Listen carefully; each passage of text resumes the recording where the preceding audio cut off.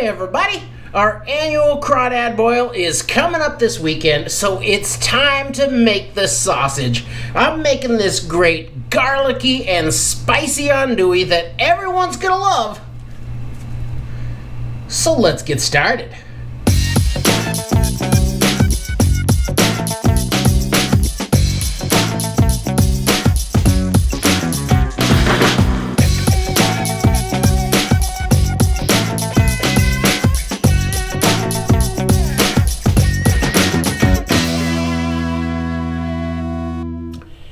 There are lots and lots of recipes you can find for andouille, and I'll definitely try out some others down the road. The most basic recipe is simply seasoned with garlic and cayenne pepper, but I'm going to jazz mine up a bit because that's what we sausage makers do. So let's take a look at the spices that I'll be using for this recipe. For my 10 pounds of meat, I've got 90 grams of plain salt. This is 50 grams of fresh garlic and 20 grams of that cayenne pepper. To be honest, this is closer to 40 grams of cayenne, but you go as light or as heavy as you like with the hot stuff. Now to build on that base flavor, I've got 30 grams of coarse ground black pepper and a bundle of fresh thyme, and this is about 10 grams. Now you can use dried thyme if you like, but if you've watched the channel for very long, you might know that I despise dried thyme. So I always use the fresh stuff, and this came right out of the garden, so I know it's good and fresh. I'm going to replace the water with 400 milliliters of dry white wine. That's about 1 3/4 cups. I've got 11 grams of pink cure number 1 and 120 grams of non-fat powdered milk for binder. So I'll go ahead and mix most of these dry ingredients in with the powdered milk. There's the pepper, my salt, and my cayenne. And I'm gonna blend the garlic and the thyme and the cure with the wine in the blender.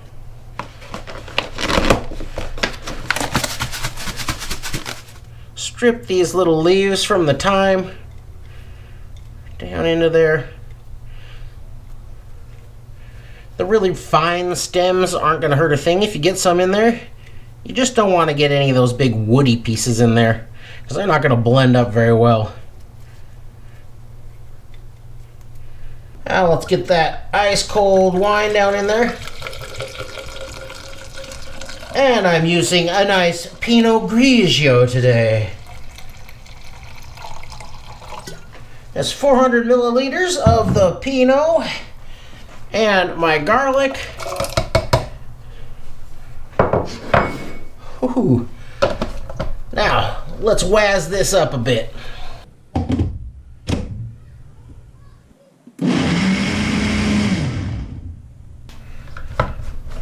Hey, I forgot to put in the cure. That would have been a mistake.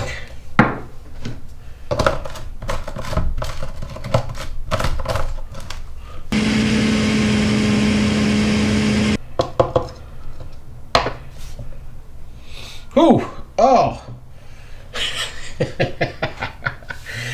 That smells pretty vile, but trust me, when it's mixed with some meat and some smoke, it's gonna come out delicious. I'm using all pork today, and this is 10 pounds or about 4.5 kilos of pork shoulder, and use the fattiest one you can find. And this is still pretty frozen, so it's gonna grind nice and clean. As far as the texture goes, I want this one to have some real big meaty chunks kind of glued together with finer ground meat. So I'm going to run about 2/3 of it through the fine plate, and the rest of it I'm going to run through this big old gonzo plate for those meaty chunks. So now let's put the grinder together and run this through.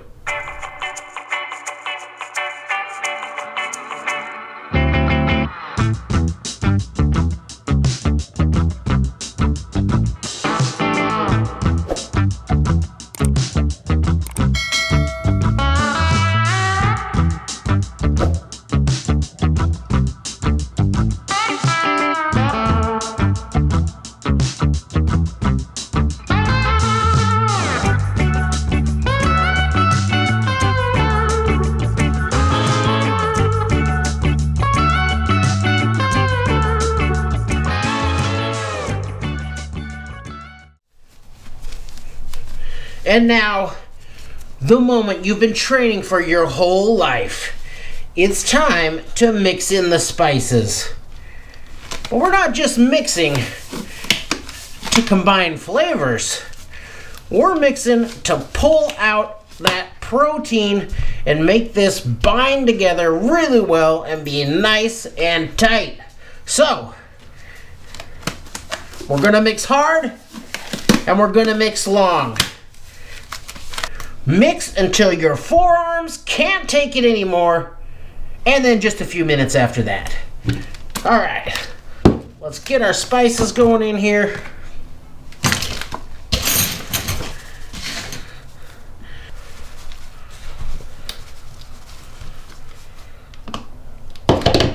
Now get that nasty smoothie down in there and stir this stuff. Woo! Oh man.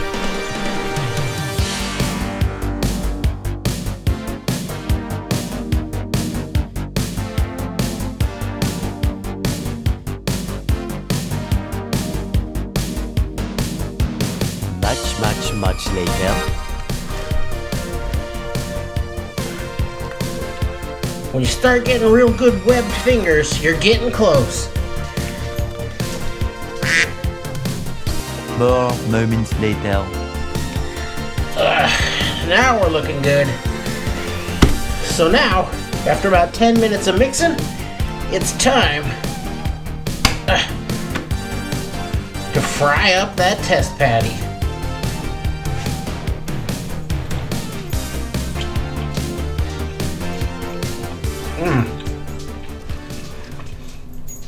Yeah, that is gonna work out just fine. Oh yeah. You could go right into stuffing and smoking your sausage from here, but I always like to let mine rest to let those spices kind of mingle with the meat and let that cure work its magic. Besides, it's already late, so I'm gonna put this into the refrigerator overnight, and then we will stuff these sausages and smoke them in the morning.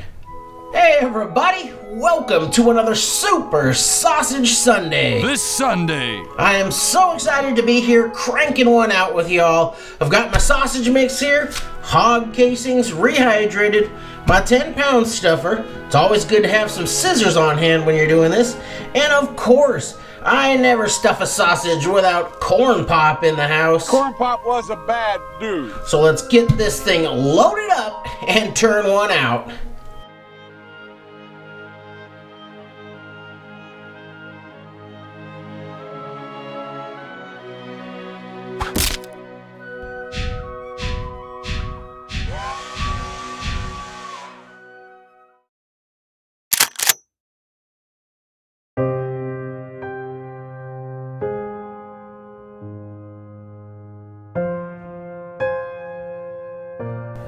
I suffer with a tendency to overstuff my sausages, and that can make it a little bit difficult to form the links without breaking the casing.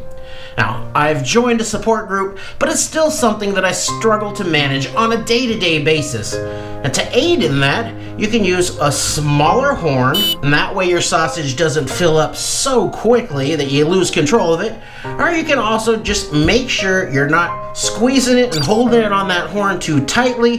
Make sure your horn is nice and wet and that casing can move all around, and just let that sausage fly off of the end of there. So let's see how I do today.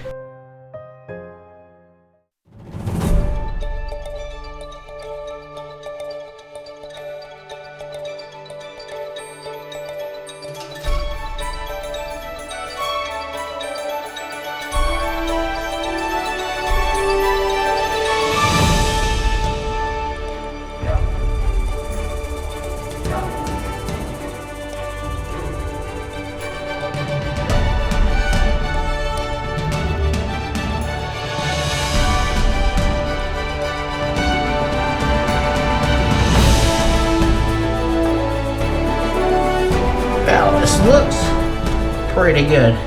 Hit a couple of little air pockets there. Nothing major. And I should be able to pinch through this pretty easily. And now, yeah, I'm going to be able to make links out of this nice and easy. So, I got a bunch more to crank out. Let's see how I hold up.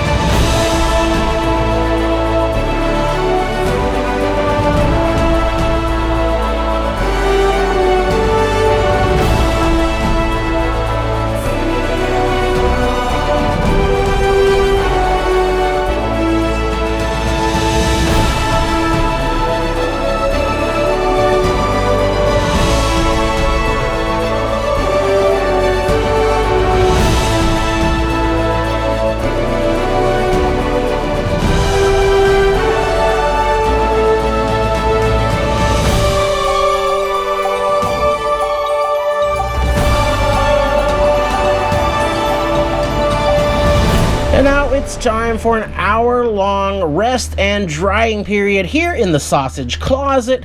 I've got my fan going on underneath there, and the idea is to get these casings nice and dry, and that'll make them prime to soak up some smoke. So while these guys are hanging out, I'll go out and preheat my smoker to 140 degrees Fahrenheit. Now, those of you that have been watching know that I usually start the sausage out here in the smoker at about 110 degrees Fahrenheit with no smoke, just to continue to dry the casings.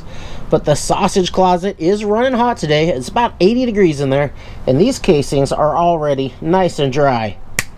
So, I've got some water in the water pan already. Got my smoke going. I'm running hickory today because I want a really bold and smoky flavor, and I'm going to go right in at 140 degrees Fahrenheit. The smoke schedule today is going to be 2 hours at 140 degrees Fahrenheit, followed by 2 hours at 150 degrees Fahrenheit, and by that time they should be a nice red color and will have soaked up enough smoke they're going to have a great flavor. So then I'm going to move them into the water bath for a real quick finish.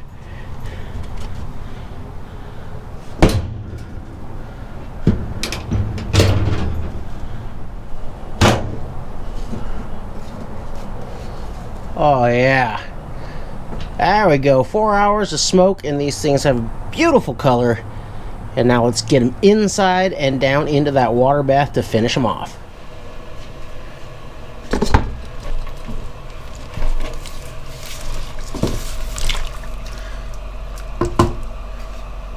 All right, I've got my circulator going at 180 degrees Fahrenheit.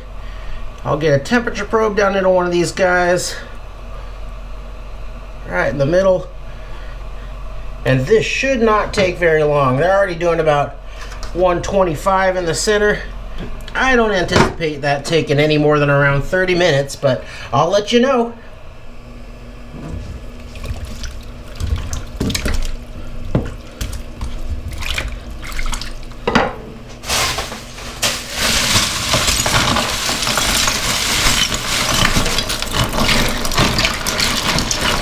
Well, it only took about 10 minutes to get these guys up to temperature in that 180 degree water bath.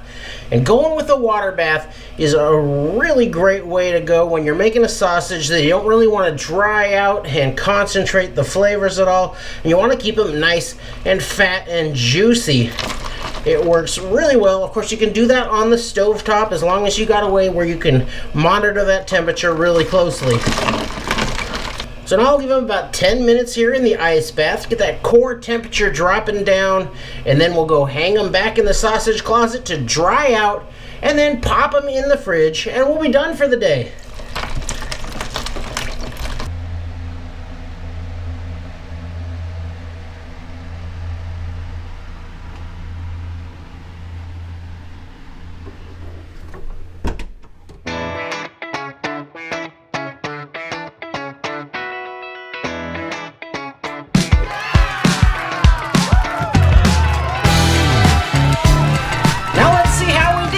And the smell coming off these is really nice. It's got great smokiness, and there's definitely a lot of garlic going on here. So these are for a party, and I only want to serve up the prettiest sausage at the party, so let's try this little weird looking guy right here. Looks pretty good. You can see Those nice black pepper flakes in there. Some fattiness going on. Well, let's take a look at the grain.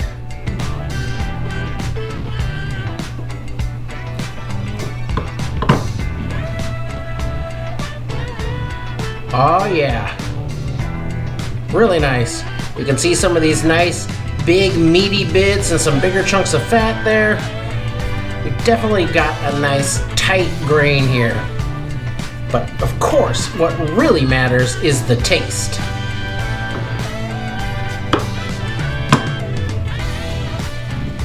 Check out that bite.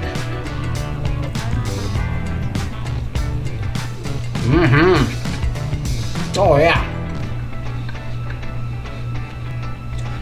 Right up front, you get the smoke and a big hit of garlic. It's great garlic taste. It's not over the top, but it's right up to the line. The thyme flavor is subtle, but it's certainly noticeable, and it works really well here. It's always nice to have a little fresh herb pop to kind of temper the richness of heavier, meaty dishes. And now that heat is coming in. It's got a great bite to it. Certainly not smoldering, but it'll get your attention.